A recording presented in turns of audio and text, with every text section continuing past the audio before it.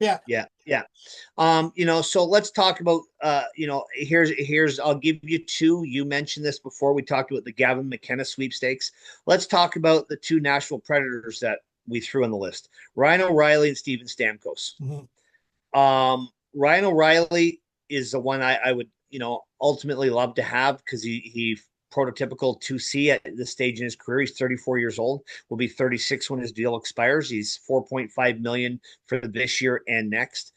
The problem with Ryan O'Reilly is and most of these guys will probably have no movement or limited movement clauses, Mhm. but they understand the business that if their general manager comes to them and says, we've got an offer in for you, the writing's on the wall that you don't fit into their plans and no player wants to stick around for that.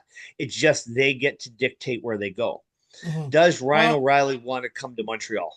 okay. Well, just here, I'm looking again on Puckpedia. For those of you who don't know, puckpedia.com is like a fantastic resource for stats. They've got everything. If you got a question about hockey, these guys have the answer. So right now, O'Reilly's on 4.5 million cap hit till the end of the 26-27 season. He's a UFA, but he has no clauses. He's tradable. He's got no. So So so there's an option there. And sorry, real quick, you had mentioned Stamkos. He's at 8 million, as we know, but he's got a full no move clause, so he's going to be a little more difficult to move. So Yeah, and he was rumored to come to Montreal before. The Stammer, anytime, Tampa was going through a rebuild or he was coming back from an injury, there was talk he was in it because he had ties to Carey Price and PK Subban back in the day. And, when he was a free agent before he re-upped in Tampa, we mhm, had kicked the tires on him. Price made a phone call personally. But here he is, $8 million this year and next. He's got 4 goals and 1 assist in 20 games. If there's a guy that's stuck in a rut that needs a change of scenery and they would love to free his $8 million, that's it. mhm. If we're swapping Brendan Gallagher for Steven Stamkos and some picks and some broken sticks and a puck bag going the other way, um, I'm making the deal because I'll take my chances with his upside. Mhm. But $8 million, 4 goals, not the highest guy in my priority list. Again, probably a great guy to have on power play unit 2 because he can still score. He's just not doing it in a floundering Nashville team. And trust me, I watched the game this morning from Sweden. They were floundering. Mhm. Like they, Well, you know, they look disjointed this morning. after our little gab session here and our little thing looking this up, Ryan O'Reilly wasn't really on my radar per se. Um, Stamkos, I know we talked about it. I'm not big on Stamkos only because $8 million a year, 4 goals, 4 goals and an assist, I believe it was, you know, 5 points. That there's no way you can justify that for $8 million a year. Again, does he have more left in the tank? Is he in a situation, is he a disgruntled guy that could use a change of scenery? Maybe. I don't know that I'm willing to spend $8 million on that chance. But Ryan O'Reilly at 4.5 million with 13.6 goals and 7 assists and a no trade restrictions on him, I sure as hell would take that gamble. If you got to give up, and again, you get another what out of him next year as well. Um, I'd make that deal. I'd trade away like a Rhinebacker or somebody like that, or a top prospect and a first round pick or something to make that happen. I think he's a very sensible fix for us. Yeah, and when I say stopgap, folks, let's remember we have Michael Hage that's coming into our system. Mhm, So we have a guy that probably leaves university next year, and if he's not game ready next year, he is the following year. mhm. So Ryan O'Reilly buys you that one or 2 years, depending on He what you fits the need. window perfectly. Yeah, and again, not tons of money, so he fits Mhm. a budget within the system. Yeah. And a veteran guy who's wore a letter. He's played in Buffalo. He went to Colorado. He's been in St. Louis. He cup of coffee in Toronto. He's a guy that's been around. He's got leadership. He's been on a couple of World Hockey Championships with Canada. He definitely fits the bill. So is he a guy that's going to disrupt the locker room? No, he wants no part of it. That's the only reason I say convincing him to come here is one thing, but we don't have to. Mhm. He can be moved out the door tomorrow. Yeah. Um, would the Nashville Predators do that to that guy, knowing he did not enjoy his time in Toronto? The Mhm. Toronto media was all over him. He didn't like it. he only has to deal with half that media in Montreal because the other half speaks French and he Yeah, doesn't. So they're not yeah, targeting him first, anyways. yeah. So he's a guy. Jordan Cairo was on our Well, let's list. let me before you get on to Jordan Cairo, you bring that up. I'm going to throw a curveball at you while we're talking about French, while we're talking about Nashville. I think you know where I'm going with this one. What about Jonathan Marchessault? Is there like because he's on 5.5 million per year till the end of the 28-29 season. I think listen, I just think Nashville has a few problems. I think there's a lot of issues there as why they're not winning. I think the whole let's go out and buy a bunch of pieces and see what we can do uh, project isn't working for them. Do they trade away these pieces and do these pieces now get a refreshed and get, a new start somewhere else and produce again? Marcia Show would be an intriguing one because he's French. Mm, You don't have a name like Marcia Show and come from Nigeria. So he would be of interest again. Another big ticket guy at 5.5 million. Here's the problem, and we have a few regular listeners that we both have conversations with. Um, we bring in Marcia Show. We're getting smaller. He's not a big body guy. Yes, that'll serve us well for the games in the Eastern Conference. But if we're looking to make a run, we have to assume that run means all the way to the end. mm, Is that guy going to put you over the hump? Maybe adrenaline, maybe gamesmanship, maybe he's won a cup, maybe the intangibles outweigh the size. mm, And as some people will tell you, it's not the size of the dog in the fight, it's the size of the fight of the dog. So, am I concerned about it? No, his intangibles, knowing how to win, I'm interested mm. because Yeah, I think he and could be a player that could help us. yeah, and I was just throwing that name out there because we were talking about Nashville, and you had mentioned about the French Canadian media, that aspect of it. And like I said, I think all these guys are disgruntled. I think they're not disgruntled in the sense I don't think they're happy. It's not working out like they had hoped it would. And honestly, even though they got no move, no trade clauses, some of them, I just think they would jump at the opportunity to get out. You know what I mean? Yeah, and Nashville's an arena that it gets loud when they're winning. Mhm, They call it Smashville. You watch any highlights, go back to watch them on a playoff run. That building's electric. mhm, But they'll all tell you there's nothing that beats the energy at the Bell Center. mhm, So, you bring a Frenchie home to play in that atmosphere. I mean, you don't have to go mhm. back to look too far to see Demidov when that building erupted when he played and the Oh, they're kid was shaking. overwhelmed. Yeah. Yeah. So I think for some of these guys, Marcia Show could fit the bill. We could talk for hours and we don't have it. Yeah. Let's talk about Jordan Cairo. Yeah. So Was we'll move on. apparently We've pretty much picked Nashville apart and traded away all their team. Sorry, who do you have left next? Cairo? Cairo in St. Louis. Mhm. We talked. There was talk through the media that we were interested in him before we got Bolduc.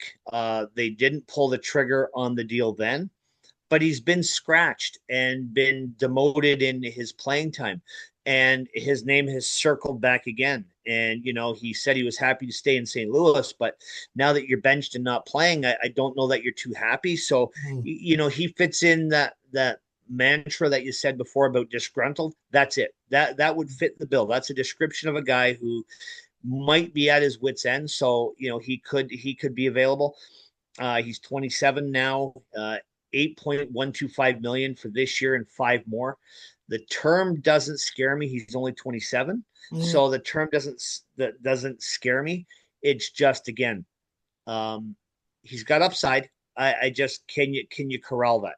So you start talking about a guy like that, you're talking about a little bit more money. There would have to be something going back the other way. We don't want to be, we have that 8 million available. We don't want to blow it in one guy because then we don't have a second move that we can make Yeah. without a money in, money out. So you got to be careful. We talked the last episode about Tage Thompson again, 28 years old. He's 7.142 million. He's this year and four more. Again, Buffalo says he's not available unless you overpay. And Mhm. then the last one, quickly, Nazem Kadri, 35 years old, 7 million this year and three more. That would put him 38 years old at the end of his contract.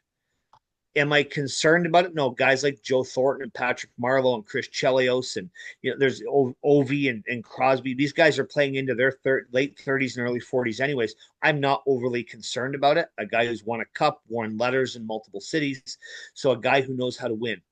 All these guys are intriguing.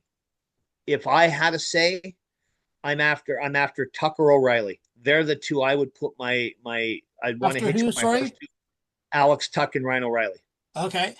I would those would be the first two on this list that I would target just because the money's good, but the term is good. So you have the chance to really make an impact. I would want to do a sign and trade if I was getting Tuck out of Buffalo because he's unrestricted at the end of the year. Um, but maybe you give him 1 year, 6 million extension, and he comes here and you get something to work with. But those would be two that I would wanna be interested in because I think they offer you the most bang for the buck. Hmm. Okay. So you're talking O'Reilly, right? Yeah. I'm gonna go O'Reilly and Thompson, only for a couple reasons. You mentioned the idea to me several months back. Actually, I think it was during the summer we had talked about it, and you had said that Thompson was a guy to watch out for that you think would be good. And I was but I'm He convinced. scores a he scores a lot of goals and Um, you overcome he's big, he's 6'6", six foot mhm, seven.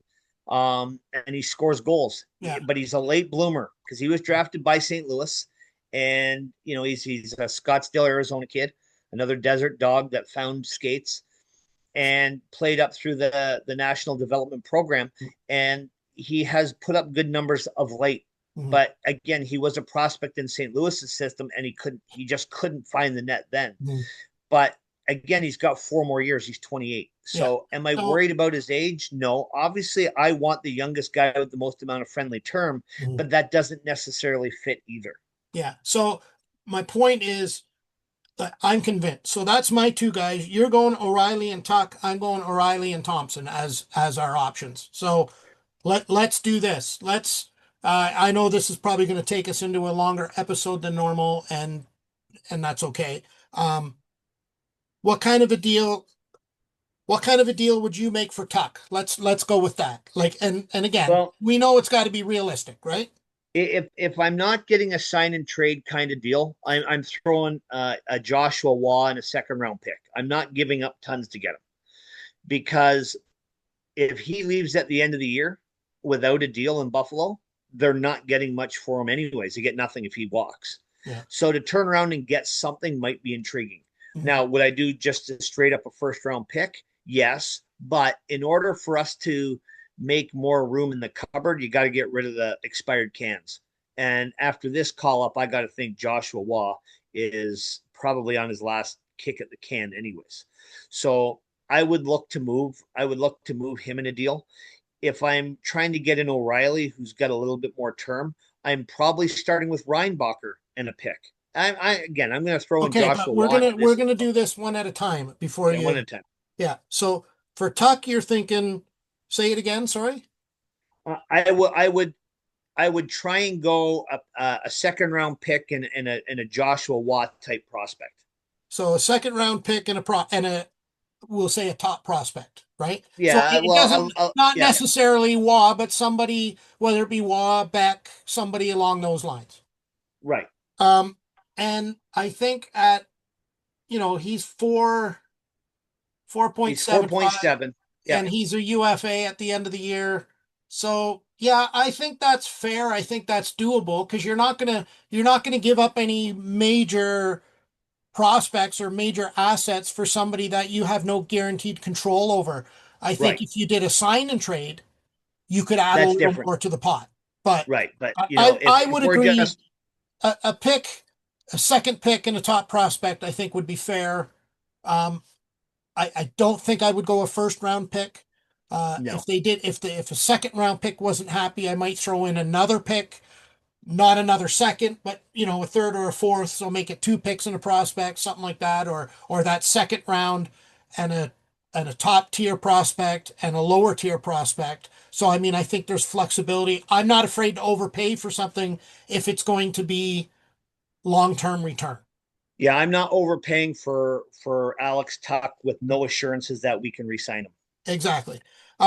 So the other one that we had that was different was Tage Thompson. Now he signed till the end of 2030, 7.1. But his age, like he's right in that window of age with the rest of the team. This could be another, like if you look at Montreal, I mean, we're all very well of Montreal's contract situation and signings. You know, our core is signed in the, I would say, 7.5, 8 million range for 6, 7 years. And Tage fits right in that contract wise. He fits in with age wise. And I think he's the type of player we can really use. Like right now, he's got 8 goals, 8 assists, and he's averaging 18 minutes a game ice time. Again, like I said earlier, let me just check here. He is a center, but can play right wing. So I think you slot him in the number 2 spot right behind Nick. That can then push Kapanen down, can put Evans back down to the fourth line because I think that's part of Evans' problem too, is they're using him outside of his comfort zone, and I don't think he's shining like he could be. So for Thompson, especially with the term on his contract, I would give up quite a bit for that. I would give up like a Reinbacher and a first round pick, something like that to get Well, him. I think that's going to start the conversation. But here's where I think general managers are smarter. You're saying I want your most gifted player Mhm, because he probably is that in Buffalo. mhm, You want to take my talented top end goal producing player and you want to give me Kraft dinner. mhm, Not happening. mhm, Right? So what's it going to take? As much as Ryan Bacher is a fifth pick overall, former fifth pick, or I guess he was still a fifth pick overall, mhm, and another first round pick, that doesn't give me anything on the ice to be competitive until the mhm. other two develop. So I think they're going to ask for one or two roster players within that. Again, I had this conversation. I think I sent you a screenshot of a trade where someone says we should trade Demidov, Ryan Backer, and a first round pick to get Thompson. That's a lot. That's a big overpay. But in reality, you get one kick at this. If Buffalo does in fact put him on the market, are you then competing with 20 other teams that say Tage Thompson's available? Must have. Mhm, Therefore, I'm willing to give more for him, and mhm, someone will be. mhm. Does San Jose say, you know what, we've got such a young group with Will Smith and Macklin Celebrini, and we just signed Orlov to a big deal. We got protection. Let's go get this guy and give them more. It's possible. Would I Well, give up? Would I give up Kapanen in the deal? I wouldn't want to. Would I give up Slavkovsky in the deal? I guarantee you they're going to ask for Slavkovsky back. Just a hot take. um, well, I don't think that's a hot take. I think what you're saying, like, I'm not disagreeing with anything you're saying. I think it's how far is Hugo willing to go to make this happen, and how does Tage over Slav make us a better team? I think Tage over Kapanen definitely makes us a better team. As much as I like Kapanen, I think if you look in the long-term goal, let's just say they leave the top line as it is, regardless, Caulfield, Suki, and Slav. Well, let's say you move Kapanen out, right? And you put Tage Thompson in there with Demidov and whoever, whether it be Bolduc or whoever on that line. That definitely makes us a better team. It it, it makes us a way better team, and again, I'm all for it. Mhm, You get one chance to overpay. mhm. If I had to give up Slavkovsky in the deal, I don't want to give up Ryan Backer and a first Oh, for because sure. I There's think no there's no extra pieces really after that. I would give up Slav and a late round pick or a lower end prospect, but you're not getting any of the top tier guys. right. And so, if it was Slavkovsky and Reinbacher, if Mhm, I had to overpay, that's the direction I'm going, just because I don't think Reinbacher fits into this year or next year plan. mhm. If we bring back Matheson and we have Carrier and Jack Guy and whoever else, Gooley, and you got your defense core, Reinbacher fits into the Logan Mailloux scenario where Yeah. we don't have room and we have Engstrom down there, so we still have another guy and Del Gaizo. Mm. So do we get a benefit? Maybe that's the asset, but Yeah. I'm not giving up. I'm not giving up a former first round pick, a first round pick, and a first pick overall. Like that's a lot for Tage Thompson. Oh, that's, So yeah, that's great. you know, Well, let's look at it this way. If you're going to make that deal, I would do that for Thompson and Tuck together, like make it a big deal, make it a yeah, big if you're gonna package it, yeah, I would. If you're gonna really blow this sucker up and really make a splash, I would throw Slavkovsky, Reinbacher a first, and I give Owen Beck in there as well. Mhm, I would make this a 4-for-2, mhm. where Buffalo gets a youth movement. We get two guys, and let's just have a run at it Yeah, because that's the trade you make to try and make a splash. Because even if you don't re-sign Tuck, you've got Thompson moving forward. yeah. And You know, here's the other end of it too. Let's say you trade Slav, and don't get me wrong, I love him. I think he's a good player. I think when he's used correctly, he's a big asset for us. But if you're trading out Slav, I immediately, I do not pass go, do not collect $200. I immediately move Demidov up to the wing on his spot. yeah, And I keep Kapanen with Tage Thompson and Bolduc as the second line. And I think you got two of the best top two lines in the league with that. So I think that's a move worth making, and worth uh, exploring, I guess you would say, at an overpay. yeah, that's the home run guy in my opinion. Of all Yeah. these guys we talked about, that's the home run guy Mhm. because I think that gives you term that's comfortable, fits into the salary structure. It gives you a guy who can score. He can play center or the wing, but he's going to be the guy that costs you the most. Yeah. So how deep are you willing to go? Now, at the time of this episode, we're like 442 as we're currently talking on a Sunday night prior to the game against Columbus. I think we make a minor deal in the short term. I Mhm. don't know who that is. There's got to be a disgruntled guy who's like maybe Sammy Blay gets we pick him back up from Toronto. Maybe they move on from him. Who knows? There's got to be a guy like that back out there that we can use just to get us through injuries until we make the bigger deal Yeah. because we can't keep calling the kids up to get no success.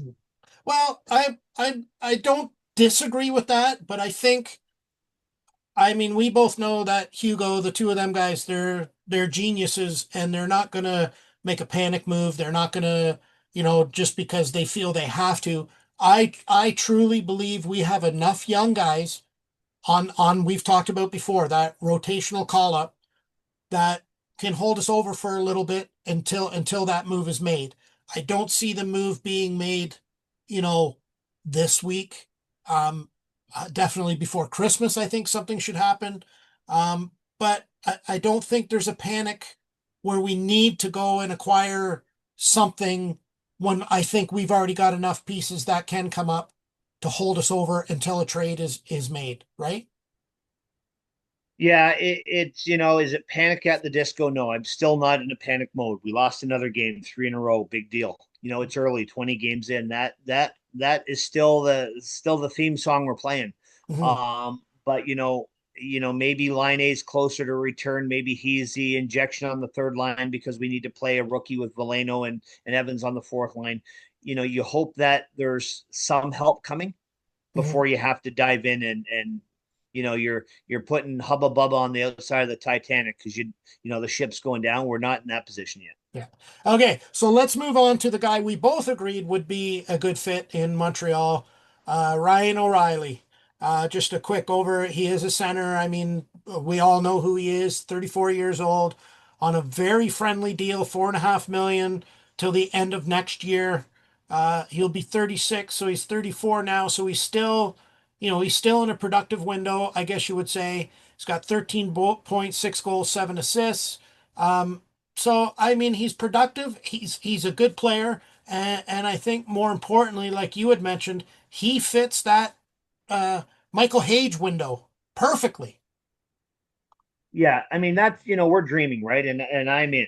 Like I just he's been disgruntled in a few places. He left Buffalo. with a little bit of fanfare before he went to Colorado. He had an outbreak last week, and he since came back and apologized for some of the things that he demanded. He needed to be better of himself. So there's a definite growing frustration there.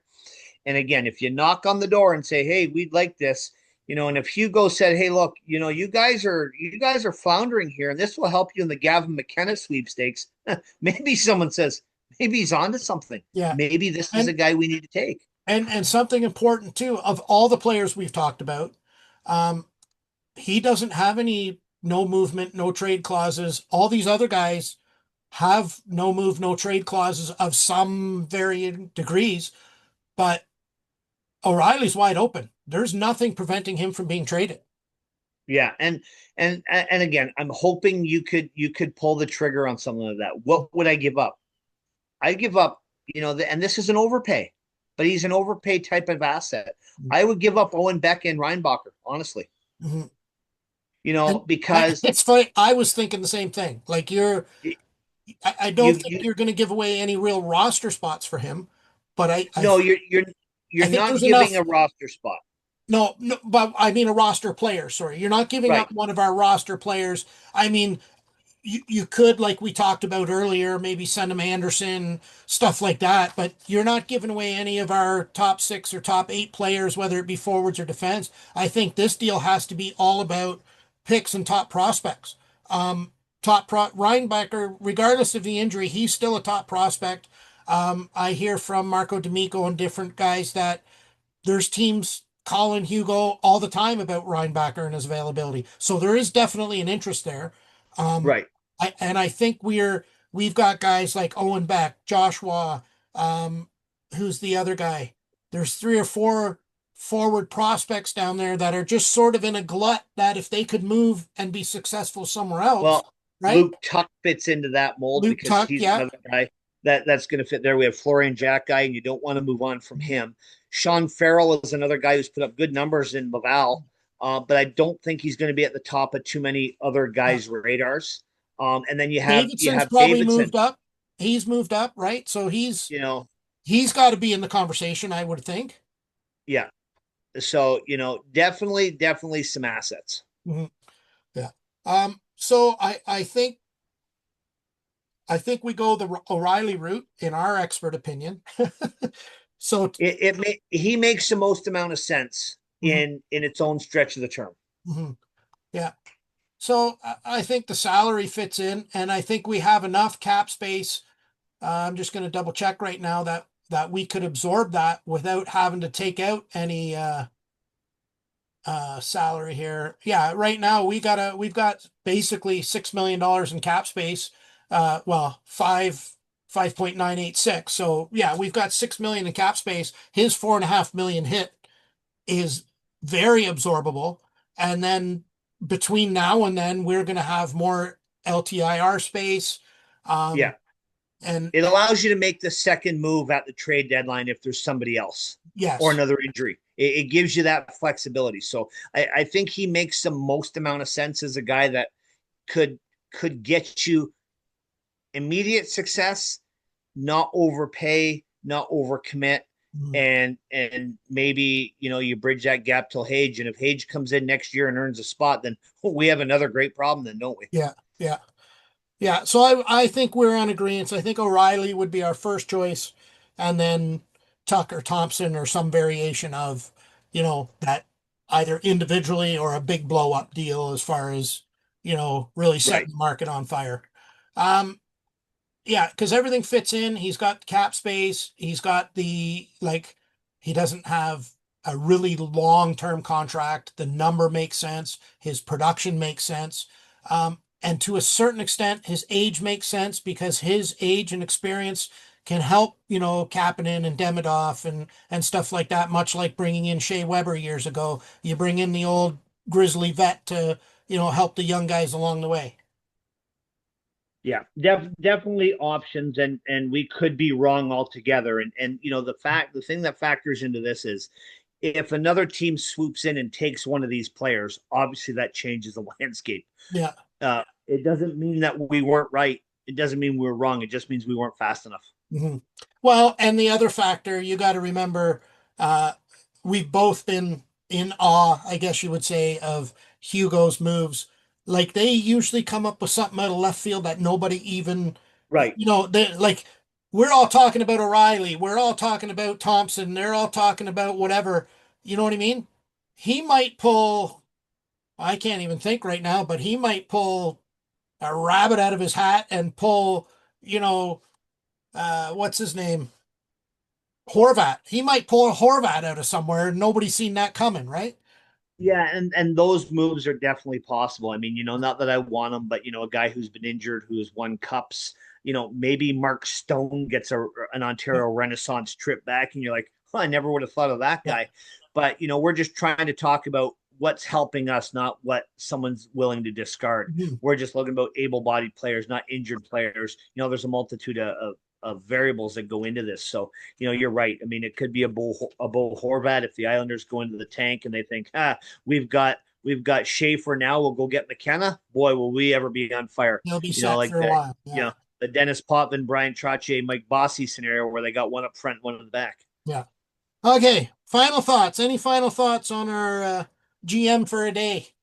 Well, we're going to be wrong. Let's be honest, because there's a reason we're doing a extremely below average, low budget podcast with 38 people, and we're not general managers that are talking to 30 general managers. But I mean, it's been fun. We can speculate. This is how this kind of production started. Is we talk about this all the time, the water cooler type stuff. Mhm. I'm excited, looking forward to a deal. I want to see this franchise get better and more stable, and hopefully build a mini dynasty where we're the top four in the league every year, getting deep into the playoffs. So I like to think that we're one or two players away from making a big run at it, Mhm. and it might come out of left field that we go after a goaltender. Right. Mhm. So we didn't talk about that, but if we got a Shesterkin in net, would that put us over the top? Because Woo! then we have a legitimate top tier Don't get me goaltender. worked up because that would Yeah. excite me to no end. Yeah. So I mean, we didn't talk about that. We just talked about players. Yeah. So would Jacob Dobish, Owen Beck, and Reinbacher get you a top tier goaltender? Mhm. You know, as much as you'd hate to lose one guy, you'd really love to have the other. So Yeah. it's intriguing, and maybe we revisit this if a trade happens, and we talk about how that impacts us moving down the road. But let's hope that one of the guys we talked about is wearing the red, white, and blue soon enough. Yeah. Okay. So with that, I think my final thought I just think is, um, and I don't think by any means they're going to. I just don't see them making a panic trade because the injury bug is piling up. I see them having some patience. I see them as the type of guys that have a few irons in the fire, as they would say, all the time. And now they're probably just going to go stoke these a little bit and see what, they're going to bang the tree and see what falls out. But I don't see it being a panic move. And I don't see it being one that's going to be uh, an overpay or a jump in the game plan. They're not going to go off of the game plan of the slow, methodic build of the do it as we need it instead of going out and just all of a sudden buying three or four pieces like Nashville did. Right? That obviously doesn't work. I see them sticking to the game plan basically. Yeah, and let's hope that between the two half brains we have, we've got one good thought between us, and they're listening. Yeah.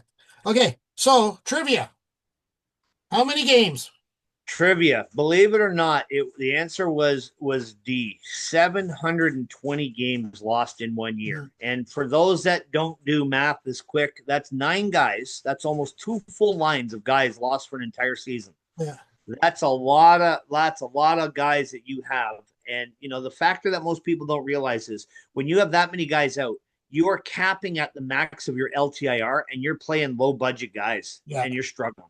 I remember that year, and it was pretty much the Rocket got devastated because you had half the Laval team basically playing in Montreal. Yeah. And if memory serves me correct, they did make one or two trades to supplement that and help out, but I think at one time they had 7 or 8 of the Laval Rocket Yeah. guys playing. And Laurent Dauphin was up playing 40 games for us, and that should never happen. I mean, his Yeah, own mom doesn't wear his jersey, yeah, so I mean, but that's what happens in the salary cap world. So let's just hope that this isn't a sign of things to come. 720 games, that's a lot. yeah. That's a lot of guys, right? Like A lot of guys and a lot that's of one money. guy not playing for 9 years. Yeah, yeah, That's a lot of hockey. yeah.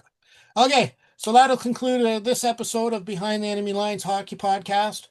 Thanks for watching. I hope you enjoyed our little tour around the GM's office. Again, thanks for watching. Please subscribe, comment, share it with us. Let us know what you think. Send us some pictures. You go to a game, you want to send us some pictures of a game you attended. We love seeing those. So again, hit like, share, subscribe, and keep on watching. Thank you very much. And as always, keep your stick on the ice.